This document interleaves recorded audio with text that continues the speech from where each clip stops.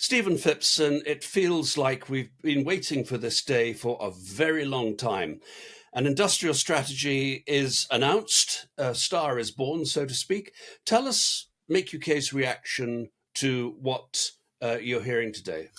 Well, Nick, it's been a long journey, as you say. So we've been campaigning on this and working with the Labour government, both in opposition and in government, for the last 2 years on this programme in terms of the working groups, our kiosks in industrial strategy for the advanced manufacturing sector. And first of all, it's worth saying that the engagement level with government has been absolutely fabulous. I mean, they've really taken it seriously. It's been championed by Johnny Reynolds. He understands the issues. And in terms of manufacturing, we've had a renaissance in government's understanding about the challenges and the opportunities we've got in the sector. So today is the culmination of all of that work. And it deals not only with the nitty-gritty of advanced manufacturing, setting those priorities, it also sets a clear timeline for the next 10 years, Nick, which I think is absolutely vital. Something we called for early on was stability, something many manufacturers really see as vitally important for investment is that stability, because our investment cycles are 7 to 10 years, 7 to 20 years on average. So a 10-year strategy really puts you in a long-term investment cycle, which is a lot more stable. It's not subject to the changes of every parliament, which I think is the first thing to say about what we're seeing today. And then it does address some of those key issues that we've been calling for. And again, we've had to win the arguments, Nick, but you will see Make UK threaded through most of the announcements that government are making. So let's look at those major asks. They fell across three categories. There was the cripplingly high electricity prices that UK manufacturers have to pay. There was the skills gap, addressing that. That's a chronic issue in manufacturing, indeed across the economy, but particularly for manufacturing, and access to meaningful finance to invest in our future. Let's take them bit by bit. Has the government listened to you when it comes to electricity prices?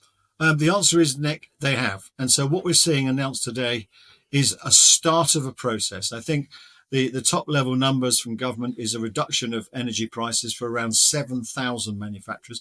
At the moment, we have a thing called a supercharger, which takes the policy costs off of the energy costs for those people that are very energy intensive, like steel makers, those sorts of things.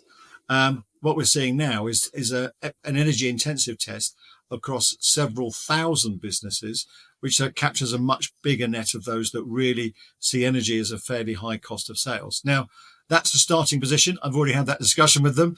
And as we see more sectors that require assistance, we can put them into that. But it's a recognition that they have to do something about industrial energy costs. We're going to have to go through consultation. It starts in about 2026, 27, that sort of time frame. But at least now we've got a starting position, Nick. For years we haven't. We've just let the cost of energy drift upwards, and now we've got a clear action from the government to get it back down to be a competitive level again. That's going to go down very, very well with the big investors. That's extremely good news for us. On the skills front, people have tried for the longest time to try and get this right, to try to get a more meaningful flow of skilled recruits into industry. How is the government going to change that now in a meaningful way that will make a difference to manufacturers and their recruitment needs?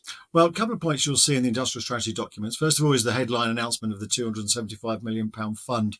It's a bit like the process they employed when they looked at the construction sector a few months ago, some emergency action to create new short courses for engineers, to get them in programs quickly, to really enhance the college programs on further education.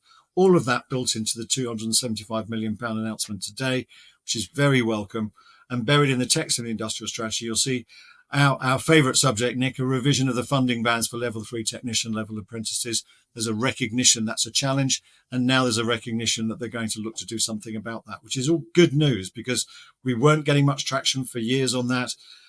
Constant discussion about the lack of welders in this country has resonated with government, in particular, using specific examples like that. And what we're seeing today is the announcement of the start of new programs to try to address that issue. Very welcome. That'll be very welcome from everyone's position. On the question of finance, obviously, companies in this country for so many decades have felt unable to invest in their future because the financial system was geared against them, geared against long-term patient capital investment. What pledges have you received on that? So again, we had another whole strand of work, which is working with the British Business Bank. I mean, this is clearly in this country is what we call a market failure. There is a point at which we call it the valley of death. When you scale up new technology manufacturing businesses, in that first phase, you raise private capital, you get funding from Innovate UK, and then it's very hard to get the round B funding, very difficult to get it to build your factory, to get into production.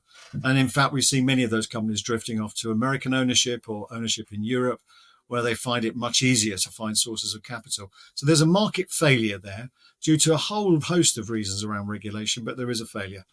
So the government is committing a fund, several £billions has been announced for the British Business Bank, where they will have a fund to fix that market failure, to be able to invest in those businesses from the government's perspective and provide that round B funding for scaling up. And we are going to be part of that process, Nick. And this is revolutionary for this country to have that sort of fund from government, and it will help them through that second phase of growth, which is really the problem that we've got at the moment. So very pleased to be involved in that, and we'll see how that pans out over the next several months. Welcome announcement again that there is an action to deal with that specific problem, whereas before there was just arguments about which bank wasn't doing it and all the other things. So really, really good proactive stuff, I thought. Very good. You mentioned the market failure that has developed over recent decades. The fact is that where we are today as a national economy, with very much emphasis on foreign direct investment, the City of London, etc., and a de-emphasis, deindustrialization of manufacturing, that's not going to turn around in a heartbeat, is it? That's going to take a long time to actually reconfigure the UK economy. Number one, do you think that what we're hearing today actually does try to reconfigure the UK economy? And number two, SMEs out there hungry for change, perhaps they ought to know this is going to take quite a long time before it has real progress written underneath it.